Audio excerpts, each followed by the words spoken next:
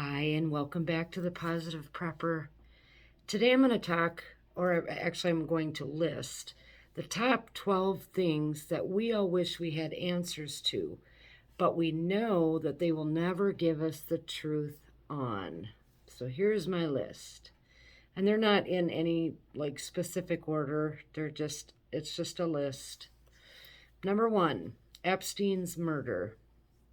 Number 2, Maxwell's client list. Amazing how both of those stories just kind of went poof, gone.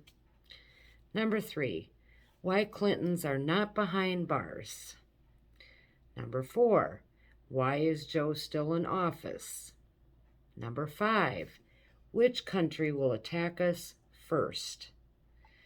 Number 6, why is Pukosi going to Taiwan instead of using a Zoom call, which would have the same capability of communication that going there does, without all the threats? I mean, they're moving in military over there like crazy for her protection. I'm sorry, she's not worth it. Number 7, why is New York City really strapping in with their nuclear PSAs? Not long after, and I talked about this in a video where they did a PSA about staying safe during a nuclear blast. Now they've come out and they are encouraging all New York City residents to have bug-out bags. Good luck getting out of that city. Number 8, when they will change the name of our country to the Communist American Republic. Doesn't that sound lovely? Number 9, why Obama is still pulling all the strings. Number 10, when they will make the correlation between the snake bite and the new health issues plaguing otherwise healthy people. So we have the sudden adult death syndrome, and I read an article this morning, and I'm at work, so I didn't write it down, but babies now are being born with some kind of an infection that is becoming increasingly severe, and they've had some deaths from that. I would like to know if the parents got the snake bite or not. Number 11, the name of Joe's body double. Y'all saw that video, right, where he didn't blink for 40 seconds? Creepy. Oh, I'm sorry. Creepy. And number 12, last but not least, how long it will take to brainwash people into believing that cannibalism is the new Atkins diet. And I'm sure you all know that, I believe it was the New York Times or the New York Post had this thing on there about eating people. So I'm just wondering, how long is that going to take?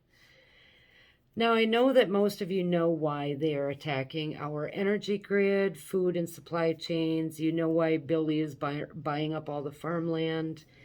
And you know what the WEF has in store for the world. But the things on this list are all things that we will never know the truth about, because the players will continue to stop conversation. They will change the narrative. They'll cancel anyone who questions it, silence anyone who comes out with evidence to support what we all know.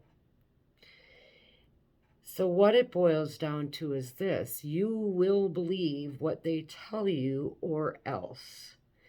You will be dependent upon them for all your information and to trust them with your safety. You will conform to everything they tell you for your own good. You will not worry about small things like freedom of speech or the right to bear arms. You will worry about bigger things like making sure your kids know that men can have babies and that they aren't really boys or girls, that they get to pick what they want to be. Or that we're all going to die from climate change if we don't start giving up our freedom so that they can continue flying their private jets.